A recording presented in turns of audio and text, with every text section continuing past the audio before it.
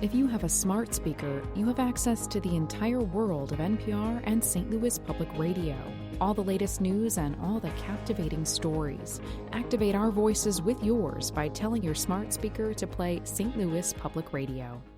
Hello and welcome to this week's edition of the Politically Speaking podcast. I'm your host, as always, Chris McDaniel, a reporter with St. Louis Public Radio.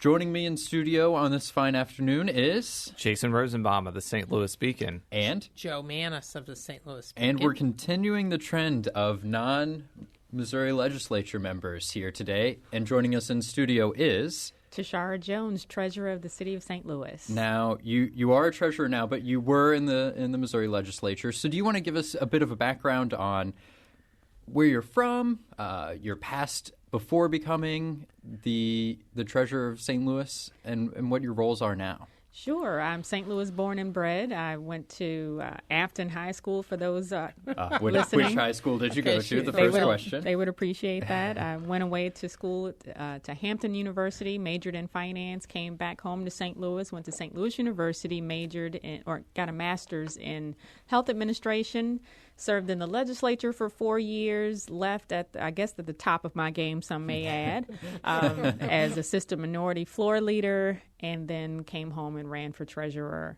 of the city of St. Louis and won in 2012. So tell me a little bit what the treasurer does for listeners that may not know. Well, there are two main functions of the treasurer's office. There are treasury operations, which encompasses payroll and investments of the city funds that they currently aren't using, as well as a custodial function of the pension funds for fire and police.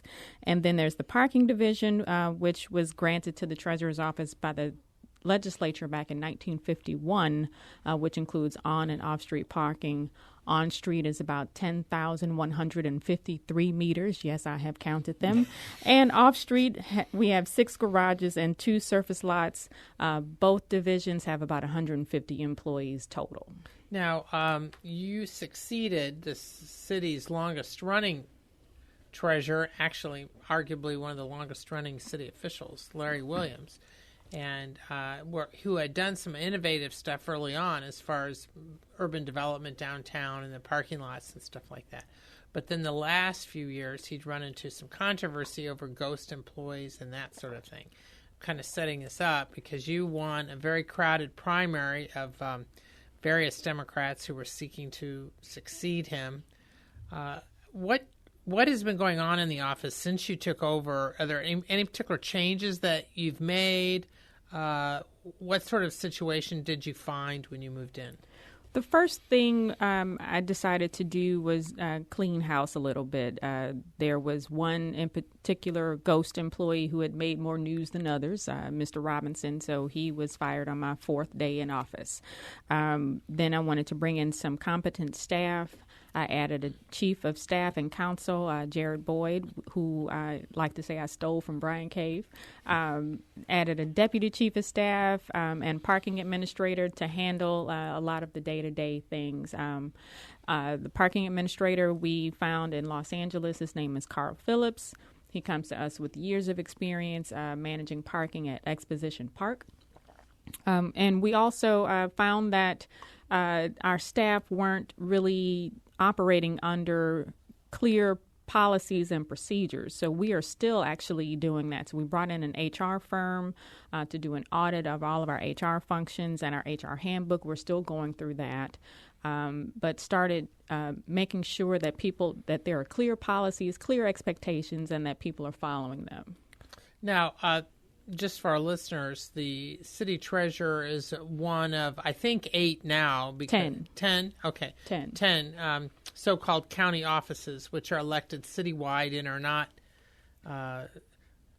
governed by the mayor or anybody else. Right. So you have the 3 office. Municipal offices and then Correct. the 7 county offices. Correct. Well, that's right. what I meant. Yeah. Okay. So the county office is separate from the mayor, comptroller, and board of aldermen president. Correct. So, and there's been moves off and on to try to either eliminate the county offices or making them under the mayor or different things.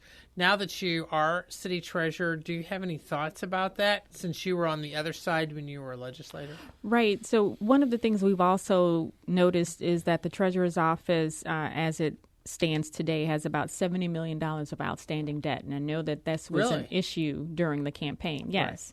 Right. And most of the debt is paid for by the parking fund. So every parking ticket, every quarter we pay for and put in a meter. Every time you go to a blues game or event or park in a city-owned garage, that money goes directly to the parking fund first to pay down the debt. So if we eliminated the treasurer's office, then the city would then be saddled with that debt as well as the employees. So initially we thought that, this would be the way to do it, but that would also the city's credit rating would be at risk if we did that. So they're taking on additional debt and additional employees. So, it's 6 in one hand, half a dozen in another, or whether or not this is the right place. But what we are finding is that we want to make sure that we try and structure the office where we are able to maybe put an accelerated schedule to defease that debt, so that the treasurer's office, a third of our budget goes to that. So we can then bring down the budget. So, as you kind of alluded to off air, I think the thing that you're probably most known for is parking tickets, or parking in general. You kind of mentioned that if you're at the grocery store, somebody will come up to you and shake their fist and say, "Why did I get a parking ticket?" Or something family reunions. That happens there, too. Family reunions. But one of the things that I noticed that I think is being dispatched right now that may alleviate some of the quarter pain, so to speak, are parking meters with credit cards on them. I think there's a pilot program going on in the Central West End, if I'm not mistaken, correct? And I'll continue. At the intersection of Euclid and Maryland, we're doing a pilot project of about 60 or so single-space meters that accept credit cards. One of the problems we're seeing is about only 20% of the money that we collect through those meters, only 20% is on credit card. And we are wondering, what is the reason that people are a little apprehensive to use them? And we launched this pilot just after the Schnucks scandal. Okay, right. And so we're finding, and even in some of the surveys that we're getting back, because we're asking people to take a survey, and most of them are afraid of using, something just sitting there by itself to put their credit card in. And as a result of that and some of our travels around the country and looking at other cities and best practices, we're finding that single-space meters may be a thing of the past, and people are more apt to use what are called multi-space meters. You see them in Clayton now. University City is launching Clayton has them. Right, right. For a motorist, I got to say, in some ways, it can be kind of a pain in the neck because you got to figure out where it is. You park, and then you got to figure out where the station is. So you got to find that. And I was in Denver and Boulder recently, and Boulder has those. Right. So it seems like there's always pitfalls and challenges no matter what you do. You put just quarter meters, people are going to be like, well, I don't have enough quarters, I'm going to get a ticket. You put credit card meters there are all sorts of issues with functionality and cost because those things aren't free. So I guess my question is, how widespread do you think some of these newfangled parking meters are going to be over the next few years, whether it be single space or multi-space or something completely different, like you check in on your phone with an app or something like that? We're finding that multi-space and pay by app or pay by cell is what the industry has called it, are the most popular ones. And so on the multi-space meter, it's usually you pay by the space. Right. So each space has a number, and then you put that number into the machine and then go about your business and complete your transaction. That's what we're seeing in the industry. Well, if you do with an app, does it go on your credit card, or how's that? Yes, how's so that done? You put your credit card information into the app, and then the app then controls the parking, and then we'll send you a message if you're down to 15 minutes, saying, hey, you got 15 minutes left. Are you going to re-up? Do you want an extra hour? I'm curious about cost efficiency on this. Like, which is the better deal for the city? Is it using a credit card? Because then the city has to deal with credit card companies in terms of they'll be taking a cut. But then if you use quarters, then you're paying an employee who has to go around to all of the. So I'm curious, Right. which one is the better deal for the city? And I don't know. And we are still trying to figure that out as well. So we went to the International Parking Institute conference back in May, and if you can imagine, Always Now, a where was popular- that? it's a big time party conference, I'm sure. It's a big time parking conference, and it travels. So it was in Fort Lauderdale, and if you can imagine the convention center, the America Center, the largest expo hall that they have, covered with every type of meter, gate, parking booth imaginable. It's so overwhelming. But one of the things that we've gleaned from that is we're now interviewing some of the vendors to try to see what's the best thing for St. Louis. And coming from the legislature, I always have been the kind of politician that tries to get public input. So we're going to be announcing soon. We're going to do some town halls and let people vent, have a little therapy. And then we're going to ask them, what would you like to see in a world-class parking operation in St. Louis? Because that's our goal for parking operations. Now, one of the other things that I think has been in the news recently, not only because the Post-Dispatch wrote an editorial about it on Sunday, but also because of prominent mergers of development agencies and whatnot, is a potential merger, reentry, congealing of the city and county, as I like to call it. There are multiple different ways people describe it because each thing could be different. If the city reenters as a municipality, that's a lot different from a mega government where St. Louis County and St. Louis City are just one entity. But if they did that, though, that would eliminate our office. But yes, either way, it would affect an office like yours. Even if the city just re-entered as a municipality, it's likely that the treasurer's office in the city would disappear. So obviously, we'd like I guess we may have some insight on where you're thinking, but I did want to just ask, what are your thoughts on this issue, and where do you think it goes from here? Well, I'm generally supportive of a city merger or city-county merger, and I am not concerned on whether or not I lose my job out of the whole deal. I came to this office with experience in the nonprofit and in the private sector, and could probably go back if the county merged and my office was eliminated. So I'm not one of those people that are just protecting my turf, so to speak. However, there have been articles that are out there wondering if government mergers, really do save the city's money after they merge. I posted one on my Twitter feed not too long ago from Governing Magazine. And but I've also seen where it works. I think Princeton, New Jersey had two different boroughs or whatever, and they merged, and it actually ended up in a 10% savings on property taxes for its citizens. So all of that said, I think that there's also some larger issues that I think we need to pay attention to. We have a whole host of fragmented government throughout St. Louis County, 91 municipalities, 43 police or fire districts, 60 police districts, 22 school districts. I think we need to take a look at what other efficiencies are there throughout all of those municipalities, as well as the city entering the county. And then there's also the sales tax issue. They're having an issue. Right. They're having an issue on how to effectively disperse sales taxes within all of those counties. So, can we solve that first before we start talking about a merger? Now, you were in the legislature Yes. before you became city treasurer. So you have a perspective of at least hearing what the fallout is on the legislative side, because for a lot of this, the legislature would have to play a role. I mean, unless they try to get something on the ballot. But frankly, without getting into all the could it pass, could it not pass, there still would likely be a role for the legislature in that.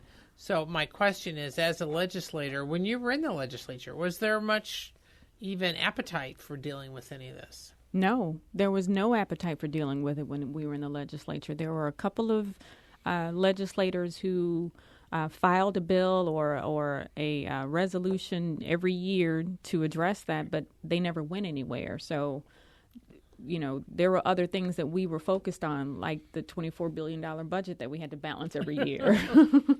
are many other things. Were you part of these secret meetings, by the way, that the Post-Dispatch alluded to? No, I was not. I was really surprised by the secret meetings that were going on to decide our fate without our input. And what do you think of this idea of having the state decide this as like the entire state as opposed to just the city and the county? Because that seems to be, I understand why they'd want to do the state, because there's fear that if you only did the city and the county, it wouldn't pass, and the statewide has a better chance of succeeding. But there does seem to be some questions of whether that's a decision that the entire state should make versus the city and the county. What is kind of your thoughts on that? Just like I wasn't happy with the ballot initiative for local control because I didn't feel like people in Platte and Sedalia should decide whether or not we should have control of our police department. I feel the same way about a statewide initiative to decide whether or not the city should re-enter the county. Again, I think that decision is left up to the people who vote and live in the city of St. Louis and the county, in St. Louis County. Well, I think it's a lot more complicated, too. I'm not sure, even if you had the state sort of weigh in because of the fact that the city is its own county. I mean, there's so many legal aspects of it. Right. I mean, basically, the city and the county would have to approve whatever is done or not done. And if you're trying to make a mega government, you'd have to have every one of those 90 municipalities, now that St. George is no longer, but you'd have to have approval in each one of those, which makes it rather and just the idea unrealistic. Of the idea of a mega government, how would that government be structured? Would there be like a St. Louis Congress that's like a 50-person, council that it's done? I understand how it would be done if the city re-entered. They probably would just expand the county council by 2 or 3 people. Right. The idea of a mega government, I don't really think people have thought through like structurally how that's going to work. Right, or would we structure it like New York where they have boroughs and each borough has its own government? There are so many questions that we just really don't have answers Well, for. and people cite Indianapolis a lot. I'm from Indiana and actually know that situation pretty well. And then in the 1970s, when Richard Lugar was mayor of Indianapolis, in effect, they got the voters to approve Unigov, where the city of Indianapolis and Marion County became one and the same. But all these municipalities had to approve it, and not all of them did. So there's several what I would call island. There's several island communities that are surrounded by Indianapolis. I mean, that's kind of, and Indianapolis also took in a lot of what was at the time farmland. I mean, I had relatives who had a far out subdivision in the middle of nowhere, and all of a sudden there were all these farmers and their subdivision and everything else are part of the city of Indianapolis. Now, 40 years, most of it's been developed now. But my point is, it was they did it early. I don't know if they could do it now. They did it back when a lot of it was still farmland. And again, for example, the Speedway, the Motor Speedway in Indianapolis, is in the town of Speedway.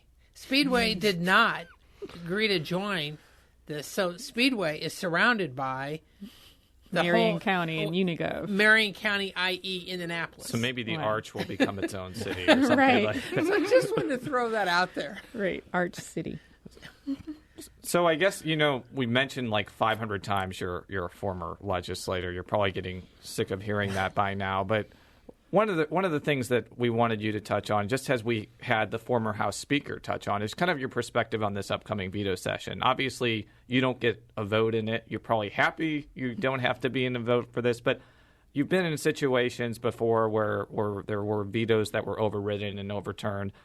How do the dynamics work for that, especially coming from the Democratic side in the House, where they're outnumbered, but if there are defections of Republicans, they do make a difference, especially if they decide to overturn things. So what is kind of your experience in veto session? What do you think we can expect for this one? I really don't know. And if I look at, what the vote has been on 253, which is the most controversial issue that they're going to be tackling outside of the gun bill. Which is the income tax cut bill. Right, the income tax bill. I'm sorry. No. I'm still in I'm still in House Speak. I always follow things by the number. Well, it's not just income tax cuts, though. Sure. It's also sales tax increase. So it's got two prongs there. There were some, I guess, Democrats that voted for that bill and, some Republicans that did not. And Usually what happens, at least in my position, my former position in leadership, is we try to encourage our members to stick with the governor as much as possible, because you really don't want to be seen as the Democrat not upholding a Democrat governor's veto.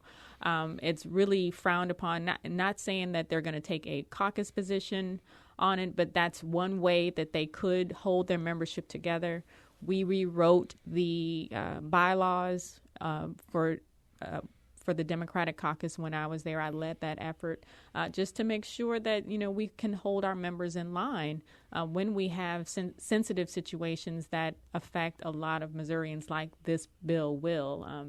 There's a huge cut to education that I am more concerned about than anything else dealing with this bill.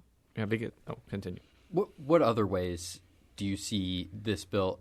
Should it be overridden, which the common thinking is it doesn't really stand a chance. But if it should, how else would it impact St. Louis, do you think?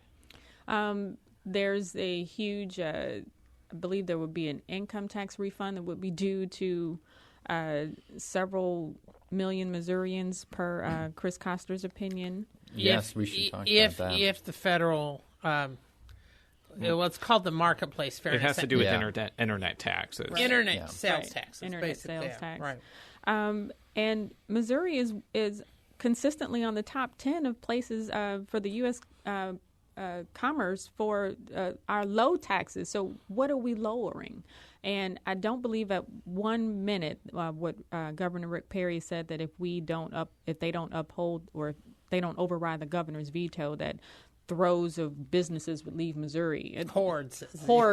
Yeah, I was there. Hordes of businesses would leave Missouri. That's false, because people make a decision to do business in Missouri because of our business climate, because of our economics. This bill is just bad in all terms of the word bad. And the average family on the income tax cut would only see, a couple of dollars? That's not worth it. It's not worth it at all. If we really wanted to do something meaningful, we would take a look at at our income tax structure and how $9,000 is the floor, I believe, for paying income tax, and that we should be really looking at the structure and making sure that everybody pays their fair share on Missouri's income tax structure. That hasn't been revisited since, was it the early 1900s, I believe. So 1930s. Yeah. Right. Now, looking at the makeup of the legislature now and the way it was when you were there, and as far as experience, you were talking about this before we went on the air, about your thoughts about what the impact term limits has had or not had. Would you repeat some of that? It was very interesting. Sure. So without term limits, I wouldn't have been able to serve. My legislator would not have termed out of office, and I wouldn't have been able to serve. So there, that's one pro. However, I'd see so many cons to term limits. There isn't an air of bipartisan cooperation anymore. There's this hyper-partisanship that exists, and really, we don't take time to make sure that a bill is right, and it's right for Missouri, and it's right for our citizens. And in past legislatures, you would see that a bill would come back and back and back year after year after year, sometimes, almost 4 or 5 years before a bill passed. And even then, as we saw with the Outstanding Schools Act, it wasn't the right bill, but still, we took time to work together to make sure that, you didn't get everything you wanted. You got 80% of what you wanted. And nowadays, we're just pushing through legislation, not thinking of the unintended consequences, not thinking of how we could lose federal dollars, like with the gun bill, or how Missourians wouldn't be able to get on airplanes with our IDs because of Real ID. We have to take a look at the unintended consequences and term limits. Unfortunately, we have a lot of unexperienced legislators, and I was one myself, but also all the institutional knowledge now lies with the lobbyists and not with the legislature. Because I remember one of the issues that you were heavily involved in was education policy. I think you were the sponsor of a charter school bill that I guess eventually passed. Yes, if I'm it not passed mistaken. my last year. And I guess that was an example, even though I think you were strongly Democratic on a host of issues, that was an example where you tried to work together with Republicans to get a bill. was that an example of how it was possible to work together? Was even that difficult for you because of what you just said? That was an example where it was possible to work together. Honestly, I took time in the legislature. My first year, I was seen and not heard. I wanted to make sure that I made personal relationships with people before I asked them for something, and that's just how I operate. But the charter school bill was one of those examples where we all cared about children. Charter schools is one of those things where the original bill was very loose, and we saw the unintended consequences of Imagine schools, for example, a for-profit entity coming in and not teaching children and just trying to open several schools and get their numbers up so they could get as much state money as they could. But there were just so many things that weren't addressed in the original legislation that we tried to address it going forward. And again, that was a situation where everybody didn't get everything they wanted. We sat in meetings for hours and hours and hours with all of the stakeholders included, including AFT, NEA, the MSTA. I'm sorry, I'm using acronyms, but that's how I remember it. With all of the stakeholders, just to make sure that, we went line by line, paragraph by paragraph. Everybody didn't get what they wanted, but everybody got something. Mm-hmm. So I guess that there is a diamond in the rough, so to speak. Just sometimes. a little. Yeah, now I don't want to end without talking. You mentioned how you'd seen some stuff on Twitter. You yourself have become one of the more famous Twitterers or tweeters, along with Senator Claire McCaskill and Speaker Tim Jones, and Mayor Slay, who are known for their tweets. Mainly because of the misadventures of your son and weird things that he says to you. Now let's make clear how old her son is. Yes. He's 5 years old. Okay. And you never know what he's going to say next. Okay. So you got in the center of a controversy a little recently. Do you want to talk about that with some of your tweets? Sure. I got in the middle of the controversy of the Missouri State Rodeo, and the reason why I was so angry about what happened is that we are using state dollars to fund the rodeo, and I don't think that has been said enough. Where the rodeo clown dressed up in a President Obama mask, and I called it for what it was. I thought it was a racist act, and there are people who said, "Well, they did that to other presidents," but no, this was different. They fiddled with his lips, they stuffed a broom up his behind, and I just felt like that was just in poor taste, and that's not what Missouri is about. So I tweeted. The first tweet actually didn't get as much coverage as the second. The first tweet was racism rears its ugly head at the Missouri State Fair. The second tweet was since November 2008, anti-Obama sentiment has been masked under the guise of racism. Racism has been masked under the guise of anti-Obama sentiment. Mm-hmm. And I mean that because we have never seen as much ire and vitriol directed at a president in history who just happens to be African American. And I'm not saying that everybody who disagrees with Obama's policies, I don't agree with them 100% of the time. I'm having heartburn on Syria myself. But I'm not saying that everybody who disagrees with President Obama or disagrees with his policies is a racist. However, I cannot ignore the amount of disrespect that has been directed at this president who just happens to be African American. Well, interestingly, after that mini hubbub came about, there was a Washington Post article that, while I wasn't enthralled by everything that was in it, there were kind of examples of that you mentioned, of people who were, against Obama and doing it in kind of a borderline racial manner.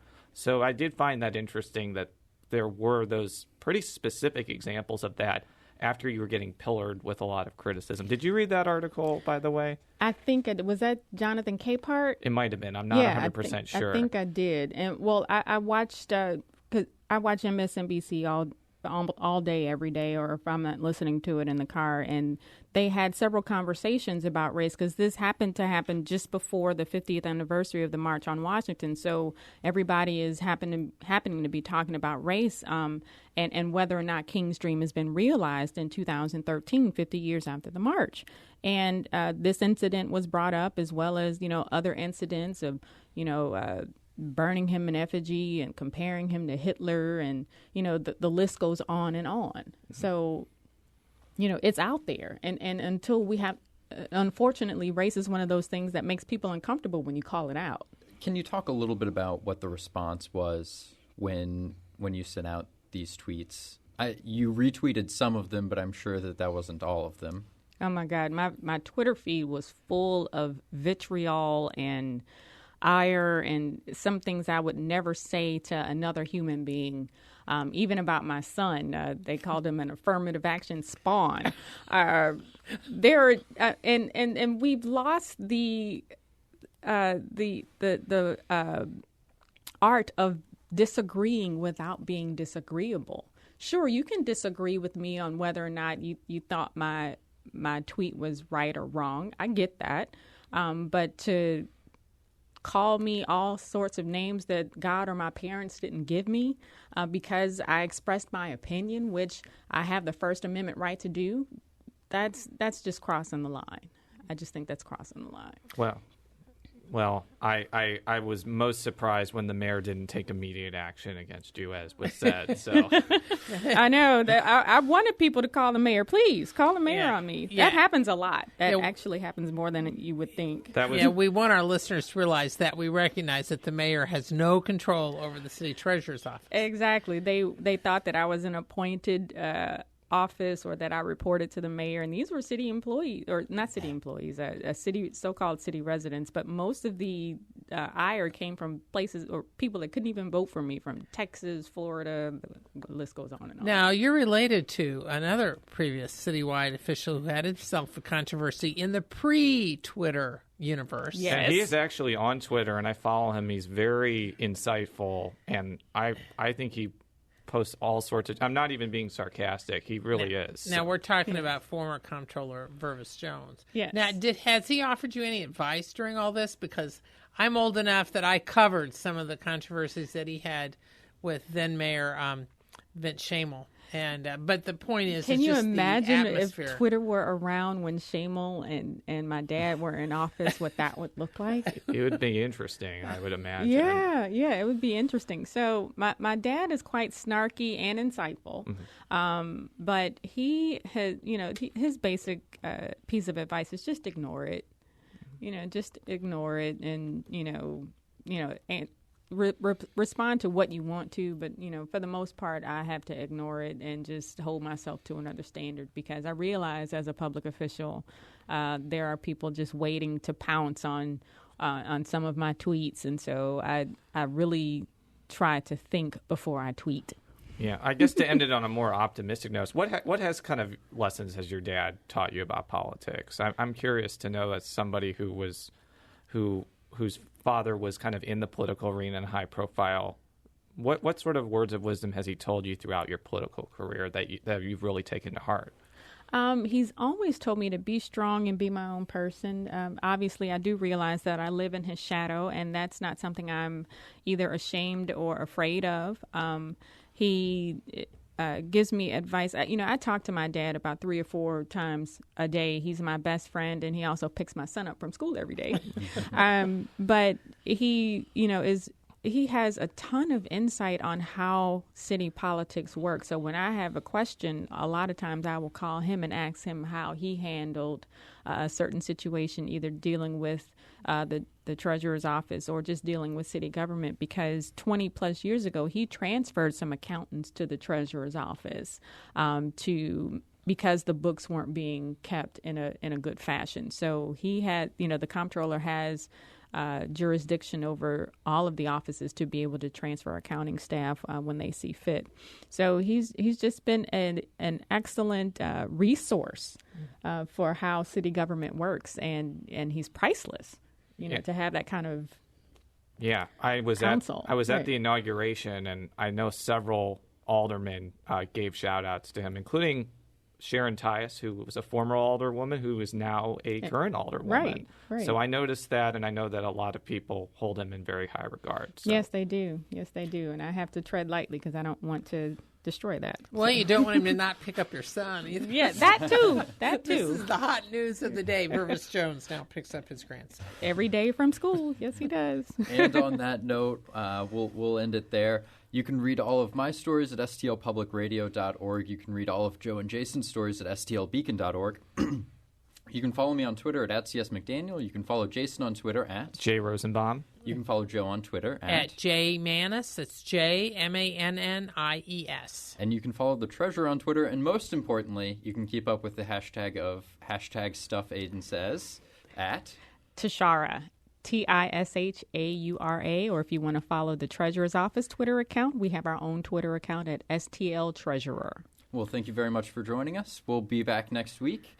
Until then, so long. The Gateway brings you the day's news from the St. Louis region and across Missouri. It also includes stories from the Illinois side of the river and our Metro East reporter, Will Bauer. In Alton, in Belleville, in East St. Louis, in Edwardsville, in Cahokia Heights, at Scott Air Force Base, I'm Will Bauer. St. Louis Public Radio. Listen to reports from Will and all of our journalists weekdays on the Gateway, on the STLPR app, and wherever you get podcasts.